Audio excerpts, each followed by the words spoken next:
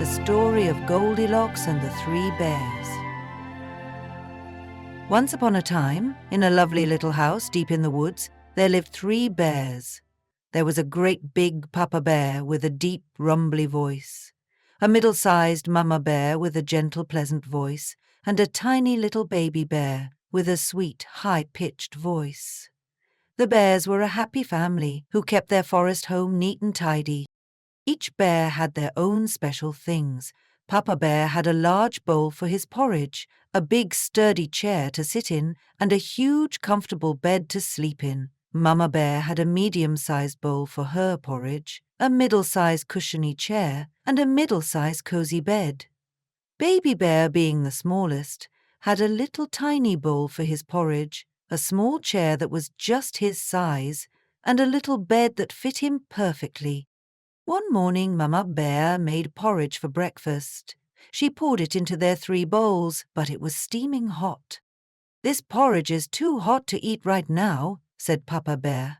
"Let's go for a morning walk in the woods while it cools." The other bears agreed, and off they went, closing their door behind them. They didn't bother locking it because they were friendly bears who never harmed anyone, and they didn't think anyone would enter their home without permission. Meanwhile, a little girl with bright golden curls named Goldilocks was wandering through the same forest. Her mother had sent her on an errand, but Goldilocks had gotten distracted by butterflies and flowers, and now she was rather lost. When she spotted the bear's cottage, she felt relieved. "Maybe someone here can help me find my way home," she thought. Goldilocks knocked on the door, but nobody answered. She peeked through the window and saw that nobody was home. Being a curious and not very well-mannered little girl, she decided to try the door. To her surprise, it opened easily. "Hello," she called out. "Is anyone home?" No one answered. Goldilocks walked into the bear's home and immediately noticed 3 bowls of porridge sitting on the table. Her tummy rumbled. She'd been wandering around for quite some time and was feeling hungry. First, Goldilocks tried the porridge from Papa Bear's big bowl.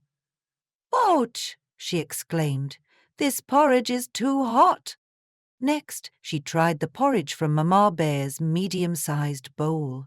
"Brr, this porridge is too cold," she complained.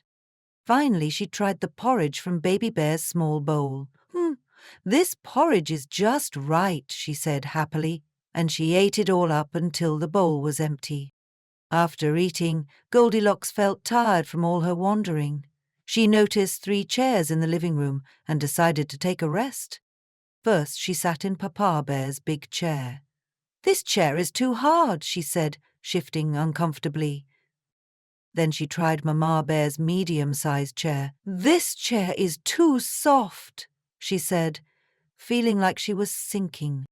Finally, she sat in Baby Bear's small chair. "Ah, this chair is just right," she sighed. But as she leaned back to relax, crack! The chair broke into pieces and Goldilocks tumbled to the floor.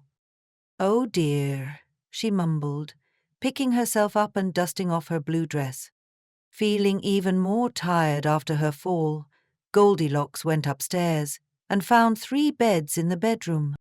First, she lay down on Papa Bear's big bed. "This bed is too high at the head," she complained, feeling her feet dangling too far up. Next, she tried Mama Bear's medium-sized bed. "This bed is too high at the foot," she said, feeling her head tilting downward. Finally, she lay down on Baby Bear's small bed. "This bed is just right," she murmured sleepily. Before long, Goldilocks was fast asleep, snoring softly, with her golden curls spread across Baby Bear's pillow. Meanwhile, the 3 bears finished their walk and returned home, ready for their breakfast. When they entered their cottage, Papa Bear looked at his bowl and noticed his spoon was not where he had left it. "Somebody has been at my porridge," he said in his great rough, gruff voice. Mama Bear examined her bowl and saw that her spoon had been moved too. "Somebody has been at my porridge," she said in her middle-sized voice. Baby Bear looked at his bowl and saw that it was completely empty. "Somebody has been at my porch and has eaten it all up," he cried in his little wee voice, with tears forming in his eyes. The three bears decided to look around their house to see what else might have been disturbed. In the living room, Papa Bear noticed his chair cushion was not arranged properly. "Somebody has been sitting in my chair," he growled in his great, rough, gruff voice. Mama Bear saw that her cushion had a deep impression in it. "Somebody has been sitting in my chair," she said in her middle-sized voice. Baby Bear ran to his little chair and found it broken into pieces on the floor. "Somebody has been sitting in my chair and has broken it all to pieces," he wailed in his little wee voice. Now quite concerned, the three bears went upstairs to check their bedroom.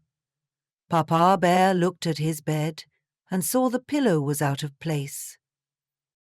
"Somebody has been lying in my bed," he roared in his great, rough, gruff voice. Mama Bear examined her bed and noticed the blankets were wrinkled. "Somebody has been lying in my bed," she said in her middle-sized voice. Baby Bear peeked at his bed and gasped. There, curled up among his blankets, with her golden curls spread across his pillow, was Goldilocks. "Somebody has been lying in my bed, and here she is still," he squeaked in his little wee voice. Goldilocks heard Baby Bear's high-pitched voice, and her eyes flew open. When she saw three bears standing beside the bed looking at her, she was so startled that she jumped up immediately. "Oh!" she cried, her heart racing with surprise and a little bit of fear. She scrambled out of bed, dashed past the bears, ran down the stairs and out the front door. She ran and ran all the way through the forest until finally she found her way home. As for the three bears, they were left to tidy up their cottage.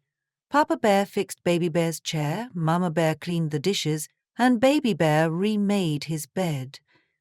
They weren't angry bears, but they did wish Goldilocks had asked permission before using their things. And Goldilocks? Well, she learned an important lesson that day about respecting other people's homes and belongings. From then on, she always asked before entering someone's house, and never again took things that weren't hers. Sometimes, the best lessons come from making mistakes. Thank you for listening, and I hoped you liked this story. If you enjoyed it, please take a moment to like this video and subscribe to my channel. I have plenty more fairy tales for you.